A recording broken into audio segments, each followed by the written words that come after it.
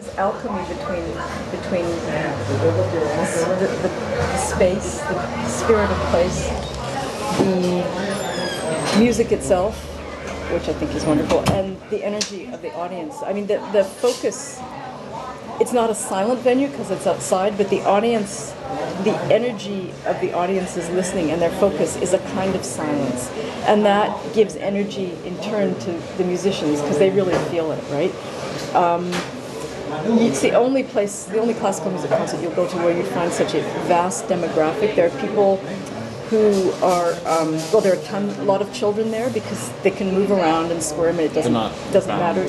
Yeah, there's no, code of, people are very, very respectful, but you can come and go, and the kids can move, and they know they can move. Nobody's, sitting so the audience they can get up and dance, and they do, as they do. I think at that last concert, you saw that. I was so sorry that the kid's mother or parent eventually asked them not to. I love it when kids dance. It's a huge compliment to the performers too. But kids, old people, it could be very hard. There's many people that, over the course of the years, I've realized how many people, for one reason or another, cannot go to regular concerts.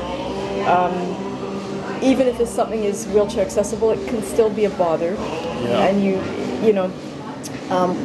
the music garden is completely wheelchair accessible, and you get to sit at the front. The parts that are wheelchair accessible are right at the front, which is nice.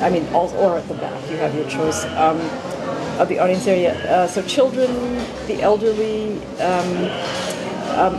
very large, usually a very large ethnic demographic, which you wouldn't find. Classical music concerts still tend to be extremely white audiences, and you don't get that at the music garden. It's a public place, and it's a place that seems to encourage civility in the broadest sense.